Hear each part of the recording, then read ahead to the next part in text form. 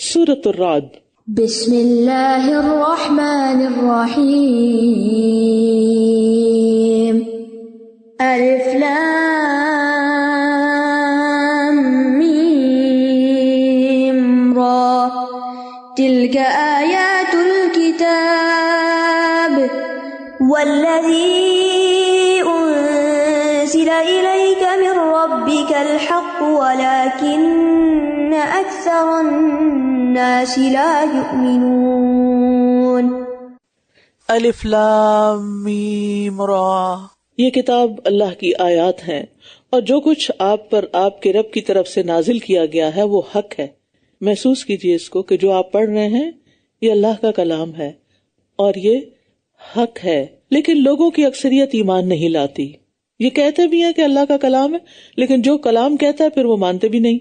وہ اللہ ہی ہے جس نے بغیر ستونوں کے آسمانوں کو بلند کیا جنہیں تم دیکھتے ہو، پھر وہ عرش پر مستوی ہوا، اور اسی نے سورج اور چاند کو مسخر کیا، ہر ایک ایک وقت مقرر تک کے لیے چل رہا ہے۔ وہی کاموں کی تدبیر کرتا ہے، آیات کو تفصیل سے بیان کرتا ہے تاکہ تم اپنے رب کی ملاقات کا یقین کر لو۔ اور وہی ہے جس نے زمین کو پھیلا دیا اور اس میں پہاڑ اور نہریں بنائیں اور اس میں ہر قسم کے پھلوں کے دو دو جوڑے بنائے۔ وہ رات کو دن پر ڈھانپ دیتا ہے، بے شک اس میں ان لوگوں کے لیے نشانیاں ہیں جو غور و فکر کرتے ہیں۔ اب غور و فکر کی دعوت دی جا رہی ہے، بہت سی آیات میں نشانیوں کا ذکر ہوگا۔ اور زمین میں مختلف ٹکڑے باہم ملے ہوئے ہیں، اور انگوروں کے باغات اور کھیتیاں اور کھجور کے درخت ہیں، کچھ جڑ سے ملے ہوئے اور کچھ بغیر جڑ سے ملے ہوئے، سب ایک ہی پانی سے سیراب کیے جاتے ہیں، اور ہم ان میں سے ایک کو دوسرے پر پھلوں میں فضیلت دیتے ہیں۔ یقیناً اس میں ان لوگوں کے لیے نشانیاں ہیں جو عقل سے کام لیتے ہیں۔ ایک باغ کے سارے درخت ایک ہی پانی، ایک ہی مٹی اور ایک ہی سورج کی روشنی لے رہے ہوتے ہیں، لیکن کسی درخت پہ زیادہ پھل ہوتا ہے، کسی پہ کم ہوتا ہے، کسی میں میٹھا ہوتا ہے، کسی کھٹا ہوتا ہے، رنگوں میں بھی فرق ہوتا ہے۔ اسی طرح تمام انسان مٹی سے بنے ہیں، لیکن کوئی سرخ ہے، کوئی سفید ہے، کوئی سیاہ ہے، کوئی درمیان میں ہے، کوئی نرم ہے، کوئی سخت ہے، کوئی طیب ہے، کوئی خبیث ہے۔ اور اگر آپ تعجب کرتے ہیں تو دراصل ان کی بات عجیب ہے کہ کیا جب ہم مٹی ہو جائیں گے تو کیا واقعی ہم ایک نئی پیدائش میں ہوں گے؟ یہی وہ لوگ ہیں جنہوں نے اپنے رب کا انکار کیا، اور یہی لوگ ہیں جن کی گردنوں میں طوق ہوں گے، اور یہی لوگ آگ کے ساتھی ہیں جس میں یہ ہمیشہ رہنے والے ہیں۔ اور یہ آپ سے بھلائی سے پہلے برائی کو مانگنے میں جلدی کر رہے ہیں، حالانکہ ان سے پہلے کئی عبرتناک سزائیں گزر چکی ہیں، اور بے شک آپ کا رب لوگوں کے لیے ان کے ظلم کے باوجود بھی بڑی بخشش والا ہے، اور بے شک آپ کا رب یقیناً سخت سزا والا بھی ہے۔ تو یہاں ہمیں امید اور خوف میں اعتدال سکھایا جا رہا ہے۔ اور جن لوگوں نے کفر کیا ہے وہ کہتے ہیں کہ اس پر اس کے رب کی طرف سے کوئی نشانی کیوں نہیں اتاری گئی، بے شک آپ تو خبردار کرنے والے ہیں۔ وَلِكُلِّ قَوْمٍ هَادٍ، اور ہر قوم کے لیے ایک ہادی ہوتا ہے، یعنی نشانیاں مانگتے ہیں، جبکہ قرآن بذات خود ایک معجزہ ہے اور ان کو یہ نشانی نظر نہیں آتی۔ اللہ جانتا ہے جو کچھ ہر مادہ اپنے پیٹ میں اٹھاتی ہے، اور جو کچھ رحم کمی کرتے ہیں اور جو زیادہ کرتے ہیں، اور ہر چیز اس کے ہاں ایک اندازے کے ساتھ ہے۔ یعنی ارحام کا علم اللہ کی خاص صفات میں سے ہے۔ عالم الغیب والشہادۃ الکبیر المتعال، وہ غیب اور حاضر کو جاننے والا ہے، سب سے بڑا، بہت بلند ہے۔ برابر ہے تم میں سے جو چپکے سے بات کرے اور جو بلند آواز سے کرے، اور جو رات کے اندھیرے میں چھپا ہوا ہو اور جو دن کی روشنی میں چلنے والا ہو۔ اب یہاں اللہ کے علم کی وسعت کی مزید تاکید آئی ہے۔ اور انسانوں کا حال کیا ہے؟ اگر ایک سے دو لوگ بھی بات کریں نا، دو بچے اکٹھے بولیں تو آپ کو سمجھ نہیں آتی کیا کہہ رہے ہیں، آپ کہتے ہیں چپ کرو، باری باری بولو۔ لیکن اللہ سبحانہ وتعالیٰ سب آوازوں کو سن رہا ہے، چپکے سے بات کرنے والے کو بھی سن رہا ہے، بلند آواز والے کو بھی سن رہا ہے، ورنہ ہم اگر کوئی اونچا بول رہا ہے تو چپکے والا تو بالکل ہی سمجھ نہیں آتا۔ اس کے لیے اس کے آگے اور پیچھے یکے بعد دیگرے آنے والے پہرے دار مقرر ہیں جو اللہ کے حکم سے اس کی حفاظت کرتے ہیں۔ بے شک اللہ کسی قوم کی حالت نہیں بدلتا جب تک کہ وہ خود اسے نہ بدل دیں جو ان کے دلوں میں ہے، اور جب اللہ کسی قوم کے ساتھ برائی کا ارادہ کر لیتا ہے تو کوئی اس کو پھیرنے والا نہیں، اور اس کے سوا کوئی ان کا مددگار نہیں ہے۔ اب یہاں حفاظت کرنے والے فرشتوں کی بات ہو رہی ہے۔ ان کی تعداد تو اللہ تعالیٰ ہی کو معلوم ہے کہ ہر انسان کے ساتھ کتنے فرشتے لگے ہوئے ہیں۔ دو تو وہ ہیں جو اچھے برے عمل لکھ رہے ہیں دائیں بائیں، اسی طرح ہر انسان کا ایک قرین بھی ہے، جس طرح ایک شیطان ہر انسان کے ساتھ لگا ہوا ہے، ایسے ہی اس کے مقابلے میں ایک قرین بھی لگا ہوا ہے۔ پھر اسی طرح ہمارے اعمال پر محافظ فرشتے ہیں، اور پھر یہ کہ ہمارے مختلف اعضاء کی حفاظت کے لیے فرشتے ہیں، یعنی ایک ایک انسان کے لیے کتنا کتنا اہتمام ہے۔ هو الذی یریکم البرق خوفا وطمعا، وہی تو ہے جو تمہیں خوف اور امید کے لیے بجلی کی چمک دکھاتا ہے، اور وہی بھاری بادل اٹھاتا ہے، اور بجلی کی گرج اس کی حمد کے ساتھ تسبیح کرتی ہے، اور فرشتے بھی اس کے خوف سے، اور وہی کڑکتی بجلیوں کو بھیجتا ہے، پھر وہ انہیں جس پر چاہتا ہے گرا دیتا ہے، جبکہ یہ اللہ کے بارے میں جھگڑ رہے ہوتے ہیں، اور وہ شدید قوت والا ہے۔ یعنی فرشتے اگرچہ مختلف کاموں پر اور اہم کاموں پر لگے ہوئے ہیں، لیکن وہ بھی اللہ سے ڈرتے ہیں، اور خاص طور پر جب بجلی کی کڑک وغیرہ ہوتی ہے۔ عبداللہ بن زبیر کہتے ہیں کہ جب وہ کڑک سنتے تھے تو باتیں کرنا چھوڑ دیتے تھے اور کہتے تھے سبحان الذی یسبح الرعد بحمدہ والملائکۃ من خیفتہ، پاک ہے وہ ذات کہ بادل کی گرج جس کی حمد کے ساتھ اس کی تسبیح کرتی ہے، اور فرشتے بھی اس کے خوف سے تسبیح کرتے ہیں۔ پھر کہتے کہ بے شک یہ زمین والوں کے لیے ایک شدید وعید ہے، ایک ڈراوا ہے۔ تو جب بجلی کڑک رہی ہو تو باتیں نہیں کرنی چاہیے، بلکہ ذکر کرنا چاہیے، اور یہ مسنون ذکر، اسی کو پکارنا برحق ہے۔ اور جو لوگ اس کے سوا دوسروں کو پکارتے ہیں وہ ان کی پکار کا کچھ بھی جواب نہیں دیتے، مگر اس شخص کی طرح جو اپنے دونوں ہاتھ پانی کی طرف پھیلائے تاکہ وہ اس کے منہ تک پہنچ جائے، حالانکہ وہ اس تک پہنچنے والا نہیں، اور کافروں کا بتوں کو پکارنا محض گمراہی ہے۔ تو اس سے یہ پتہ چلتا ہے کہ صرف اور صرف اللہ کا حق ہے کہ اس کو پکارا جائے، اس سے دعائیں کی جائیں۔ اللہ کے سوا کسی بت سے مانگنا، کسی فرشتے سے مانگنا، کسی بزرگ سے مانگنا، کسی قبر والے سے مانگنا، یہ باطل ہے، ٹھیک ہے، کیونکہ یہ اس کے کام نہیں آ سکتے، اس کی پکار کا جواب نہیں دیتے۔ کوئی فرشتوں کو بھلے پکارتا رہے، وہ جواب نہیں دیتے، وہ تو اللہ سے ڈرتے ہیں، پچھلی آیت میں گزرا۔ تو جو لوگ اللہ کے سوا کسی اور کو پکارتے ہیں ان کا پکارنا کیسے ہے؟ ایسے ہی جیسے کوئی شخص پیاسا ہو اور وہ اپنے دونوں ہاتھ پانی کی طرف پھیلائے تاکہ پانی اس کے منہ تک پہنچ جائے، اسے پانی کو کہ آؤ میں نے پینا ہے، یعنی پانی کو پکارے کہ پانی اس کے منہ تک آئے، اور ایک نہیں دونوں ہاتھ، دعا میں بھی دونوں ہاتھ اٹھاتے ہیں نا، تو پانی کے لیے بھی دونوں ہاتھ پھیلائے ہوئے کہ پانی آ جائے، لیکن پانی تو اس کی بات نہیں سنتا کہ اس کے منہ تک پہنچے گا، تو ایسے ہی ان کی دعا نہیں سنی جاتی، ان کی حاجت پوری نہیں ہوتی۔ وَلِلَّهِ يَسْجُدُ مَن فِي السَّمَاوَاتِ وَالْأَرْضِ طَوْعًا وَكَرْهًا، اور اللہ ہی کو سجدہ کرتے ہیں جو بھی آسمانوں اور زمین میں ہیں، خوشی اور ناخوشی سے، اور ان کے سائے بھی صبح اور شام سجدہ کرتے ہیں۔ کہہ دیجیے آسمانوں اور زمین کا رب کون ہے؟ کہہ دیجیے اللہ۔ کہہ دیجیے کیا پھر بھی تم نے اس کے سوا کچھ اور حمایتی بنا رکھے ہیں جو خود اپنی جانوں کے لیے بھی کسی نفع اور کسی نقصان کے مالک نہیں ہو سکتے؟ کہہ دیجیے کیا اندھا اور دیکھنے والا برابر ہو سکتے ہیں؟ یا کیا اندھیرے اور روشنی برابر ہو سکتے ہیں؟ یا انہوں نے اللہ کے لیے کچھ شریک بنا لیے ہیں جنہوں نے اس کی تخلیق کی مانند کچھ پیدا کیا ہے تو ان پر پیدائش مشتبہ ہو گئی ہے۔ کہہ دیجیے اللہ ہی ہر چیز کا خالق ہے اور وہی اکیلا ہے سب پر غالب۔ قل اللہ خالق کل شیء وہو الواحد القہار، اللہ کا ایک نام الواحد بھی ہے اور ایک نام القہار ہے۔ اس نے آسمان سے پانی برسایا تو وادیاں اپنی وسعت کے مطابق بہہ نکلیں، پھر سیلاب نے ابھرتا ہوا جھاگ اٹھا لیا، اور جن چیزوں کو وہ کوئی زیور یا سامان بنانے کی غرض سے آگ پر تپاتے ہیں ان سے بھی اسی طرح کا جھاگ ابھرتا ہے۔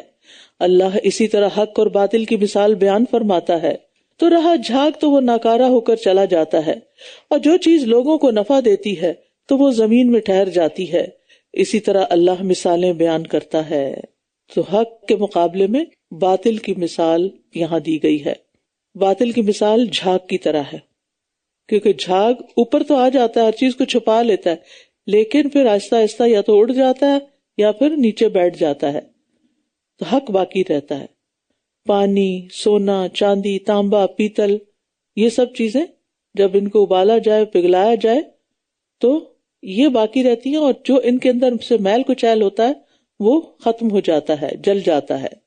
ہمارے اندر بھی کمزوریاں ہیں نا، غلطیاں بھی ہیں نا، گناہ بھی ہیں نا، تو جس طرح سونے چاندی کو تپا کے اس کا میل کچیل نکالا جاتا ہے، ایسے ہی آزمائشیں انسان کو تپاتی ہیں، اور تپانے کے بعد پھر انسان کا میل کچیل نکلتا ہے.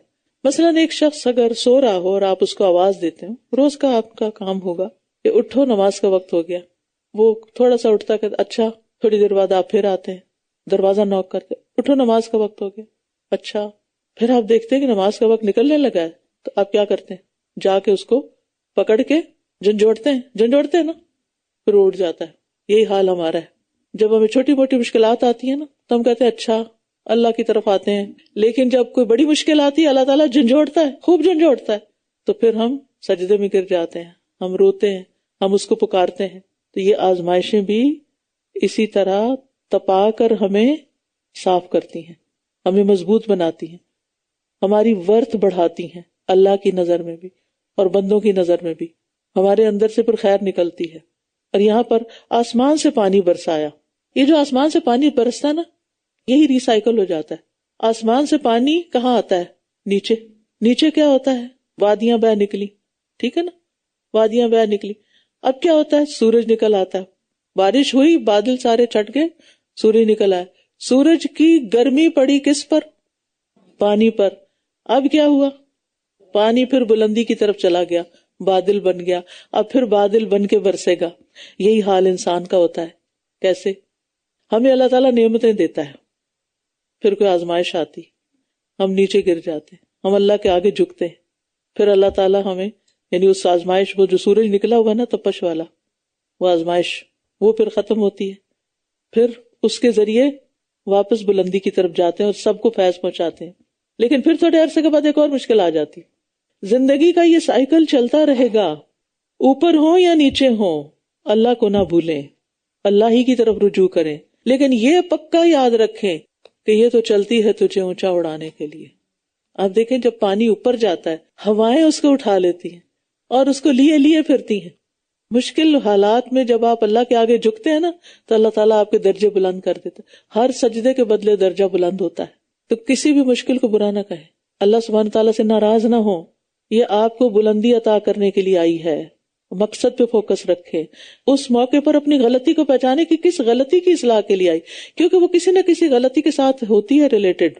کچھ کام زندگی میں کرنے والے ہوتے ہیں، آپ توجہ نہیں کرتے، بیماری آتی ہے، سخت آ جاتی ہے، آپ سوچتے ہیں اوہ میں نے صدقہ نہیں کیا، میں نے فلاں کام نہیں کیا، میرا فلاں فرض بھی رہتا ہے، فلاں پروجیکٹ رہتا ہے، اب جلدی میں کام کر لوں، کرتے ہیں نا. اور اگر اچھی صحت ہو، طاقت ہو، تو پھر تو مستی ہوتی ہے. کبھی کچھ ٹک ٹاک پہ دیکھنے بیٹھ گئے، کبھی آرام کر لیا، کبھی فون کر لیے، کبھی شاپنگ کو نکل گئے، کبھی کسی پارٹی میں چلے گئے. پھر تو یہ کام ہوتے ہیں. پھر اللہ کے آگے روتا کون ہے؟ رونے کا وقت ہی نہیں ہوتا. للذین استجابوا لربهم الحسنى والذین لم يستجیبوا له لو ان لهم ما في الارض جميعا ومثله معه لافتدوا به اولئک لهم سوء الحساب ومأواهم جہنم وبئس المہاد. جن لوگوں نے اپنے رب کی بات قبول کر لی ان کے لیے بھلائی ہے، اور جنہوں نے اسے قبول نہیں کیا اگر ان کے لیے وہ سب کچھ ہو جو زمین میں ہے اور اسی کی مانند اور بھی تو وہ ضرور اسے فدیہ میں دے دیں. یہی لوگ ہیں جن کے لیے برا حساب ہے اور ان کا ٹھکانہ جہنم ہے اور وہ بہت برا ٹھکانہ ہے. اب دونوں گروہ الگ الگ ہو گئے. جنہوں نے اپنے رب کی بات قبول کر لی انہوں نے بھلائی پا لی، ان کی اصلاح ہو گئی، اور جنہوں نے قبول نہیں کیا، اس میں بات میں صرف یہ نہیں کہ احکام اور آیات، حکم دو طرح کا ہوتا ہے، معلوم ہے نا. ایک حکم شرعی جو قرآن کے احکامات کی شکل میں دین میں ہے، قرآن و سنت میں، ٹھیک ہے، تو جو قبول کر لیتے ہیں وہ پار ہو جائیں گے، جو نہیں مانتے وہ پیچھے رہ جائیں گے. دوسرا ہے حکم تکوینی، تقدیر کے فیصلے. بعض اوقات ہم شریعت کے فیصلوں پہ تو راضی ہو جاتے ہیں، ٹھیک ہے اللہ نے جو کہا سچ کہا، بول دیتے ہیں، لیکن اس کے بعد پھر کیا کرتے ہیں؟ جب کوئی تقدیر کا فیصلہ نافذ ہوتا ہے تو اللہ کا حکم بھی ماننا چھوڑ دیتے ہیں. جو اللہ کے فیصلوں کو قبول کر لیں گے ان کے لیے بھلائی ہے، وہ اس آزمائش سے نکل جائیں گے، وہ بلندیوں پہ پھر جا پہنچیں گے، وہ بڑے کام کے بن جائیں گے. اور جو نہیں مانتے وہ پھر اللہ کی ناراضگی مول لیں گے. افمن یعلم انما انزل الیک من ربک الحق کمن هو اعمی انما یتذکر اولو الالباب. کیا پھر وہ شخص جو جانتا ہے کہ جو آپ کی طرف آپ کے رب کی طرف سے اتارا گیا وہ حق ہے، کیا اس جیسا ہو سکتا ہے جو اندھا ہو؟ بے شک نصیحت تو عقل والے ہی قبول کرتے ہیں. یعنی دونوں میں بڑا فرق ہے، حق قبول کرنے والے میں اور نہ کرنے والے میں. ایسا ہی فرق جیسے دیکھنے والا اور نابینا ہو. کون ہے حق قبول کرنے والے؟ کیا ٹریٹس ہیں ان کی، کیا اخلاق ہے، کیا کردار ہے؟ وہ جو اللہ کے عہد کو پورا کرتے ہیں اور پختہ عہد و پیمان کو توڑتے نہیں، یعنی وعدہ خلافی نہیں کرتے. اور اللہ نے جن رشتوں کو جوڑنے کا حکم دیا ہے وہ انہیں جوڑ کر رکھتے ہیں اور اپنے رب کی خشیت اختیار کرتے ہیں اور برے حساب سے ڈرتے ہیں. یہاں صلہ رحمی کی بات بھی ہے. جس کا اللہ نے جوڑنے کا حکم دیا اس کو جوڑ کے رکھتے ہیں. جو شخص صلہ رحمی اختیار کرتا ہے اس کی موت میں تاخیر کر دی جاتی ہے، اس کے مال میں اضافہ کر دیا جاتا ہے، اس کے گھر والے اس سے محبت کرنے لگتے ہیں. نبی صلی اللہ علیہ وسلم نے فرمایا جو شخص صلہ رحمی کے لیے جتنا عطیہ دیتا ہے، جتنے گفٹ دیتا ہے اپنے رشتہ داروں کو، اللہ اس کے مال میں اتنا ہی اضافہ کرتا ہے. لیکن ہم عام طور پر کیا کرتے، شیطان کے بہکاوے میں ان کو نہیں دینا، یہ تو شکریہ تک ادا نہیں کرتے، غریب مسکین بہت ہیں ہم ان کو دے دیں گے، ان کو تو ہمارا دیا کچھ پسند نہیں آتا. بھلے نہ پسند کریں، کچھ بھی ہو، پھر بھی اول ان سے، ابتدا ان سے، آغاز ان سے. اور وہ جنہوں نے اپنے رب کا چہرہ چاہنے کے لیے صبر کیا، والذین صبروا ابتغاء وجہ ربہم واقاموا الصلاۃ، اور نماز قائم کی، وانفقوا مما رزقناہم سرا وعلانیہ، اور جو رزق ہم نے انہیں دیا اس میں سے چھپے اور کھلے خرچ کیا. دونوں طرح، چھپا کے بھی، دکھا کے بھی. دکھاوے کے لیے نہیں، سامنے لوگوں کے، تاکہ اور بھی جو دیکھے اس کو بھی خیال آ جائے. اور برائی کو بھلائی سے دور کرتے ہیں، یہی لوگ ہیں جن کے لیے آخرت کے گھر کا اچھا انجام ہے. تو اس سے کیا پتہ چلتا ہے؟ باقی باتیں تو آپ نے پڑھی، یہاں بدسلوکی کے مقابلے میں حسن سلوک کا خاص سبق دیا جا رہا ہے. وَيَدْرَؤُونَ بِالْحَسَنَةِ السَّيِّئَةَ، یہ اپنے ساتھ بھی اور دوسروں کے ساتھ بھی. خود سے غلطی ہو گئی تو کیا کرنا ہے؟ اس کے بعد نیکی کرنی ہے ضرور، ٹھیک ہے. گناہ ہو جائے تو اس کو دھونے کے لیے نیکی کرنی ہے. یدرؤون بالحسنۃ السیئۃ، ٹھیک ہے.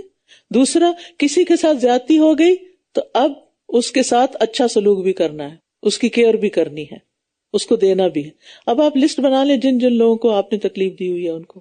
آپ سوچیں کہ آپ کیسے ہمارے بارے میں بدگمانی کر رہی ہیں، کیونکہ اس سے کوئی بچا ہوا نہیں. آپ کو پتہ بعض اوقات ہم جان بوجھ کے نہیں کہتے، کچھ لوگ خواہ میں محسوس کر جاتے ہیں. لیکن جب آپ کو پتہ چلے کہ کوئی محسوس کیا ہوا اور چپ کے روٹھا ہوا ہے تو آپ اس کے ساتھ ہنس کھیل کے بات کریں اور اس کو کچھ دے دلائیں تاکہ اس کا دل خوش ہو جائے اور اس کی غلط فہمی دور ہو جائے. جنات عدن یدخلونہا، یہ نیک لوگ کہاں جائیں گے؟ ہمیشگی کے باغات میں جن میں وہ داخل ہوں گے، اور ان کے آباء و اجداد اور ان کی ازواج اور ان کی اولاد میں سے جو نیک ہوئے وہ بھی سب کٹھے ہو جائیں گے. کیا مزے کی جگہ ہوگی. اور فرشتے ہر دروازے سے ان پر داخل ہوں گے. سلام علیکم بما صبرتم فنعم عقبی الدار، سلام ہو تم پر اس صبر کے بدلے جو تم نے کیا، تو کتنا اچھا انجام ہے آخرت کے گھر کا. اس کے برعکس دوسرا گروہ جنہوں نے بھلائی کی بات قبول نہیں کی، وہ کیسے ہیں؟ والذین ینقضون عہد اللہ من بعد میثاقہ، اور وہ لوگ جو اللہ کے عہد کو مضبوط کرنے کے بعد توڑ ڈالتے ہیں، اور جن رشتوں کو اللہ نے جوڑنے کا حکم دیا ہے انہیں کاٹ ڈالتے ہیں. خون کے رشتے، نسب کے رشتے، سسرالی رشتے، دینی رشتے، اور زمین میں فساد کرتے ہیں. فساد کب ہوتا ہے؟ جب رشتہ کاٹتے ہیں نا، پھر چپ کے چین سے تھوڑی بیٹھتے ہیں، پھر اس کی برائیاں شروع کر دیتے، پھر کوئی پوچھے نہ پوچھے پر خود ہی نشر کرنے لگتے ہیں. بس میں نے اس سے اس لیے ملنا جلنا چھوڑا کیونکہ وہ ایسا اور ایسا ایسا کرتی ہے. کیا ضرورت ہے؟ کسی نے پوچھا آپ سے؟ آپ کے اپنے اندر چور ہے جس کی وجہ سے پھر آپ اپنی صفائیاں پیش کر رہے ہیں. تو اس سے مزید فساد پھیلتا ہے، دوسرے کی شہرت خراب ہوتی ہے اور آپ کی عاقبت خراب ہوتی ہے جب آپ ایسا کرتے ہیں. انہی لوگوں کے لیے لعنت ہے اور انہی کے لیے آخرت میں برا گھر ہے. استغفر اللہ. رشتے کاٹنے والوں کے ساتھ، عہد کی خلاف ورزی کرنے والوں کے ساتھ، ان کے ساتھ کیا سلوک ہوگا؟ ان پر لعنت ہے. کوئی جتنا بھی برا کرے، جس کے ساتھ آپ کا خون کا رشتہ ہے نا، دل پہ پتھر رکھ کے اس کو منا لے، اس سے جوڑے اپنے آپ کو. اللہ جس کے لیے چاہتا ہے رزق کو کشادہ کر دیتا ہے اور جس کے لیے چاہتا ہے تنگ کر دیتا ہے. لیکن یاد رکھیے صلہ رحمی سے رزق میں برکت ہوتی ہے اور وہ دنیا کی زندگی پر خوش ہو گئے. حالانکہ دنیا کی زندگی آخرت کے مقابلے میں بس ایک حقیر متاع ہے، بس تھوڑا سا سامان ہے. اللہ کے ہاں کسی انسان کے پسند ہونے یا ناپسند ہونے کا معیار نہیں کہ کسی کو زیادہ رزق مل گیا ہے. لیکن ناقص عقل والے دنیا کے رزق پر ہی خوش رہتے ہیں، آخرت کی فکر نہیں. تو یہاں پر 3 باتیں کی گئی کہ وہ دنیا پہ مطمئن، آخرت سے غافل. عقل مند انسان جو ہے آخرت کی زیادہ اچھی تیاری کرتا ہے، جو موت اور موت کے بعد کے مراحل کو کبھی نہیں بھولتا۔ اور وہ لوگ جنہوں نے کفر اختیار کیا کہتے ہیں اس پر اس کے رب کی طرف سے کوئی نشانی کیوں نہیں اتاری گئی؟ کہہ دیجئے اللہ جسے چاہتا ہے گمراہ کرتا ہے، اور جو اس کی طرف رجوع کرے اسے اپنی طرف ہدایت دے دیتا ہے۔ یعنی ایسے لوگ پھر بھٹکنے سے بچ نہیں سکتے جو صرف اعتراضات میں جیتے ہیں۔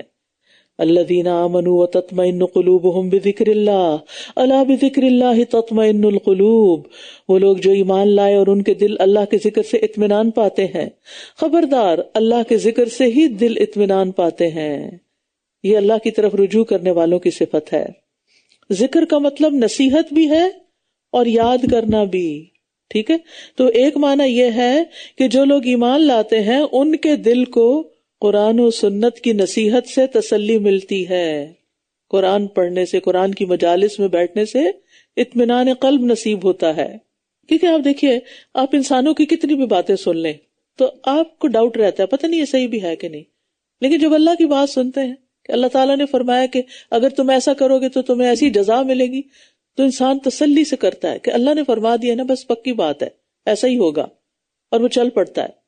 تو ذکر کا معنی نصیحت بھی، کیونکہ ہم اس کو عام طور پر نہ صرف تسبیح پھیرنے کے معنی میں لیتے ہیں، تسبیح پھیرو گے تو اطمینان قلب ہوگا، وہ بھی ہے، لیکن اصل بات کیا ہے؟ نمبر 1 نصیحت، اور یہ نصیحت اللہ کے رسول پر نازل ہوئی، انا نحن نزلنا الذکر وانا لہ لحافظون، بے شک ہم نے ہی یہ نصیحت نازل کی اور ہم اس کی ضرور حفاظت کرنے والے ہیں۔ لیکن کچھ لوگ اس نصیحت سے محروم ہیں، انہیں اطمینان قلب کہاں سے نصیب ہو؟ جتنے مسائل ہیں ان سب کا حل قرآن و سنت میں ہے، سیکھنے والے جاننے والے بن جائیں۔ اور دوسرا معنی یاد الہی ہے، اور یہ ان کے خالص اور پختہ ایمان کی علامت ہے کہ ذہن کتنی بھی فکروں میں الجھا ہوا ہو، لیکن جو ہی نماز شروع کرے ساری باتیں بھول جائیں، اور نماز میں سلام پھیرے تو اطمینان قلب سے۔ تو ہر دل جو ہے نا وہ اللہ کا مطیع ہے، اور وہ ذکر کے ساتھ ہی مطمئن ہوتا۔ ذکر دل کی غذا ہے، جیسے آپ سٹارو کرتے ہیں، بھوک لگتی ہے آپ کو، ایسے ہی دل کو بھی بھوک لگتی ہے، اور اس کی بھوک مٹتی ہے اللہ کے ذکر سے۔ اللہ کا ذکر زندگی دیتا ہے۔ نبی صلی اللہ علیہ وسلم نے فرمایا، اس شخص کی مثال جو اپنے رب کا ذکر کرتا ہے اور جو اپنے رب کا ذکر نہیں کرتا، زندہ اور مردہ جیسی ہے۔ ذکر کرنے والا، نصیحت قبول کرنے والا زندہ ہے، اور اس قرآن و سنت سے غافل ایسے ہی جی رہا جیسے کوئی مردہ ہو۔ وہ لوگ جو ایمان لائے اور انہوں نے نیک عمل کیے، ان کے لیے خوشخبری ہے اور عمدہ ٹھکانہ ہے۔ توبہ خوشخبری بھی ہے، اور ایک جنت کے درخت کا نام بھی ہے جس کی مسافت 100 سال کے برابر ہے۔ اتنا بڑا درخت ہے کہ 100 سال چلتے جاؤ تو سایہ ختم نہ ہو، اور اہل جنت کے کپڑے اسی کی تہ میں سے نکلیں گے، اور یہ درخت جنت الفردوس کے سائے تلے ہے۔ کیا شان ہے اس درخت کی بھی، سبحان اللہ۔ اسی طرح ہم نے آپ کو ایسی امت میں رسول بنا کر بھیجا ہے جس سے پہلے کئی امتیں گزر چکی، تاکہ آپ ان کو پڑھ کر سنائیں جو ہم نے آپ کی طرف وحی کیا ہے، اور یہ رحمان کا انکار کر رہے ہیں۔ کہہ دیجئے وہی میرا رب ہے، اس کے سوا کوئی معبود نہیں، اسی پر میں نے توکل کیا ہے اور اسی کی طرف میرا لوٹنا ہے۔ علیہ توکلت و الیہ متاب۔ یہاں امت کی بات ہوئی نا، ہم نے آپ کو ایک ایسی امت میں رسول بنا کر بھیجا جس سے پہلے بہت سی امتیں گزری۔ تو نبی صلی اللہ علیہ وسلم کی امت 2 حصوں میں ہے، ایک امت دعوت اور ایک امت اجابت۔ امت دعوت وہ لوگ جن کی طرف رسول بھیجا جائے، اور وہ مسلمان ہوں یا کافر ہوں یا جیسے پچھلی امتوں کی طرف رسول بھیجے گئے۔ اور امت اجابت وہ ہوتی ہے جو جواب دیتی ہے، یعنی دعوت قبول کر لیتی ہے۔ تو اس آیت میں امت دعوت مراد ہے۔ اور اگر کوئی ایسا قرآن ہوتا جس سے پہاڑ چلا دیے جاتے، یا اس کے ذریعے زمین پھاڑ دی جاتی، یا اس کے ذریعے مردوں سے کلام کیا جاتا، تب بھی یہ اس کو نہ مانتے، کیونکہ انہوں نے ٹھان لی ہے نہ ماننے کی۔ بلکہ اختیار سارے کا سارا اللہ ہی کے لیے ہے۔ کیا پھر بھی وہ لوگ جو ایمان لائے ہیں اس بات سے مایوس نہیں ہو گئے کہ اگر اللہ چاہتا تو سب لوگوں کو ضرور ہدایت دے دیتا؟ اور جن لوگوں نے کفر کیا ہے ان کو کوئی نہ کوئی آفت ان کے کیے کے بدلے ہمیشہ پہنچتی رہے گی، یا ان کے گھر کے قریب اترتی رہے گی، یہاں تک کہ اللہ کا وعدہ آ جائے۔ بے شک اللہ وعدے کی خلاف ورزی نہیں کرتا۔ قرآن سے مراد کوئی قرآن یعنی پڑھی جانے والی کتاب۔ اور بے شک آپ سے قبل کئی رسولوں کا مذاق اڑایا گیا تھا، تو میں نے ان لوگوں کو جنہوں نے کفر کیا ڈھیل دی تھی، پھر میں نے انہیں پکڑ لیا، تو کیسی سخت تھی سزا میری۔ کیا بھلا وہ جو ہر شخص پر نگران ہے، کون ہے وہ؟ اللہ رب العزت۔ کیا بھلا وہ جو ہر شخص پر نگران ہے جو اس نے کمائی کی، اس کے برابر ہو سکتا ہے جو کچھ بھی نہیں جانتا؟ اور پھر بھی انہوں نے اللہ کے لیے کچھ شریک بنا رکھے ہیں، یعنی جو نہیں جانتے ان کو اللہ کے برابر قرار دیا ہوا۔ کہہ دیجئے تم ان کے نام تو لو، یا تم اسے اس چیز کی خبر دے رہے ہو جسے وہ زمین میں نہیں جانتا، یا ظاہری سی بات کرتے ہو، بلکہ ان لوگوں کے لیے جنہوں نے کفر کیا ان کا فریب خوشنما بنا دیا گیا ہے اور وہ سیدھے راستے سے روک دیے گئے ہیں، اور جسے اللہ گمراہ کر دے تو اسے کوئی ہدایت دینے والا بھی نہیں۔ ان کے لیے دنیا کی زندگی میں بھی ایک عذاب ہے، اور یقیناً آخرت کا عذاب تو کہیں زیادہ سخت ہے، اور انہیں اللہ سے بچانے والا کوئی نہیں۔ دنیا میں عذاب بعض اوقات آسمانی آفات، بیماریوں، فاقوں، مصیبتوں، اولاد کی نافرمانیوں کی شکل میں آتا ہے، اور آخرت کا تو معلوم ہی ہے۔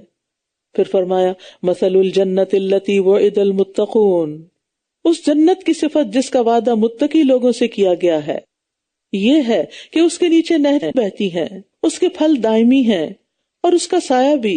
یہ ان لوگوں کا انجام ہے جنہوں نے تقوی اختیار کیا، اور کافروں کا انجام آگ ہے۔ یاد رکھیے جنت کے پھل دائمی ہیں، موسمی نہیں ہے، سیزنل نہیں ہے کہ کبھی ہو اور کبھی نہ ہو۔ جو پھل ہے ہمیشہ کے لیے ہے اور کبھی ختم ہی نہیں ہوگا، اور بغیر گٹلی کے میٹھے اور نرم پھل ہیں۔ ابن عباس کہتے ہیں کہ جنت کی کھجوروں کے تنے سبز زمرد کے ہیں، اور کھجور کی ٹہنیوں کا ابتدائی حصہ سرخ سونے کا ہے، اور اس کی ٹہنیوں کا چھلکا جنتیوں کا لباس ہوگا۔ ان میں سے کچھ چھوٹے کپڑے اور کچھ ہلے ہوں گے۔ اس کے پھل مٹکوں اور ڈولوں کے برابر ہوں گے، وہ دودھ سے زیادہ سفید، شہد سے زیادہ میٹھے، مکھن سے زیادہ نرم ہوں گے، اور ان میں گٹلیاں نہیں ہوں گی۔ سیڈ لیس۔ والذین آتیناہم الکتاب یفرحون بما انزل الیک، اور وہ لوگ جنہیں ہم نے کتاب دی وہ اس پر خوش ہوتے ہیں جو آپ کی طرف اتارا گیا، اور کچھ گروہ ایسے ہیں جو اس کے بعض حصے کا انکار کرتے ہیں۔ کہہ دیجئے مجھے تو یہی حکم دیا گیا ہے کہ میں اللہ ہی کی عبادت کروں اور اس کے ساتھ کسی کو شریک نہ ٹھہراؤں، اسی کی طرف میں بلا رہا ہوں اور اسی کی طرف میرا لوٹنا ہے۔ اور الکتاب سے مراد یہاں قرآن مجید ہے، یعنی جن لوگوں کو کتاب دی یعنی مسلمان، وہ آپ صلی اللہ علیہ وسلم پر اترنے والی آیات پر دل سے خوش ہوتے ہیں۔ جن کے اندر جتنا ایمان ہوتا ہے نا، وہ قرآن کی آیات اتنے ہی شوق سے سنتا ہے، اتنے ہی شوق سے پڑھتا ہے، اور ان کے دل پہ اتنا ہی زیادہ اثر ہوتا ہے، کیونکہ یہ ایمان ہی دلوں کو سجا دیتا ہے، روشن کرتا ہے، نرم کر دیتا ہے۔ اور اسی طرح ہم نے اس قرآن کو عربی زبان میں ایک حکم کے طور پر نازل کیا ہے، اور اگر آپ نے ان کی خواہشات کی پیروی کی اس کے بعد کہ آپ کے پاس علم آ چکا، تو اللہ کے مقابلے میں نہ آپ کا کوئی دوست ہوگا اور نہ ہی کوئی بچانے والا۔ تو یہاں عام مسلمانوں سے خطاب ہے، اور علم سے مراد علم وحی ہے۔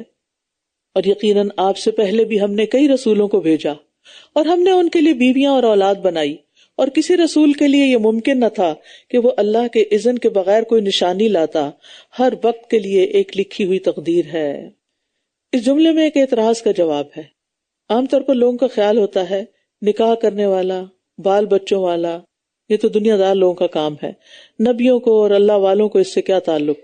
انہیں طالب دنیا نہیں، تارک دنیا ہونا چاہیے۔ ہمارے دین میں اس کا کوئی کانسیپٹ نہیں۔ ہمارے دین میں نکاح ایمان کو مکمل کرتا ہے، اولاد کی تربیت ایک بہت بڑا نیکی کا کام ہے، حلال طریقے سے اپنی خواہش پوری کرنا بھی عبادت ہے، اس پر بھی اجر ہے۔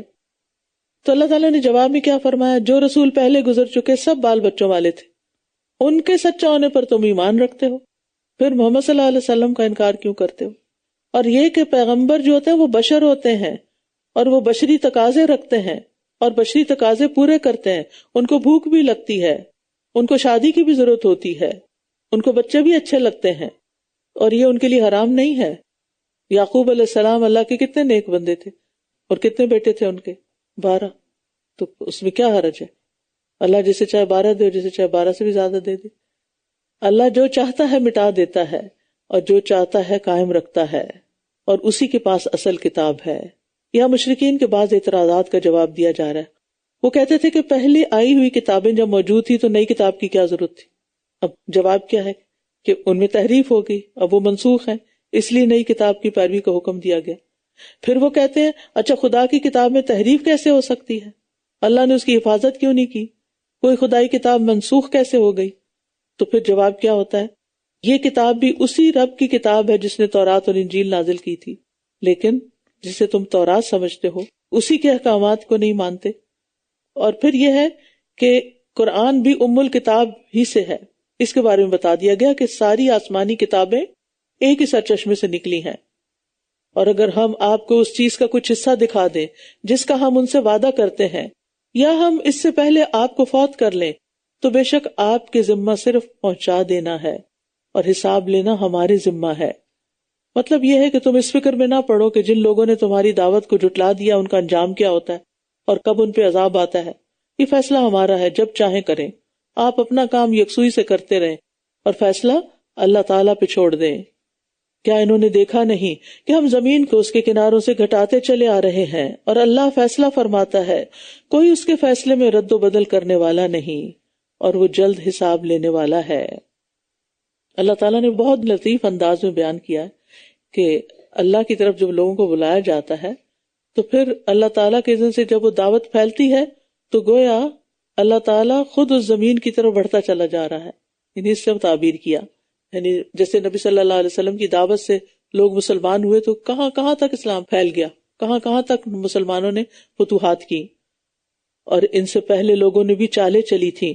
مگر ساری تدبیریں تو اللہ ہی کے لیے ہیں.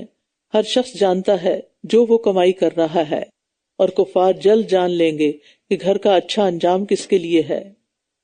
یعنی آج کو یہ نئی بات نہیں کہ حق کی آواز کو دبانے کے لیے جھوٹ، فریب اور ظلم کے حربے اختیار کیے جائیں. پچھلی تاریخ میں بھی یہی کچھ ہوتا رہا ہے. اور جن لوگوں نے کفر کیا وہ کہتے ہیں کہ آپ رسول نہیں ہیں.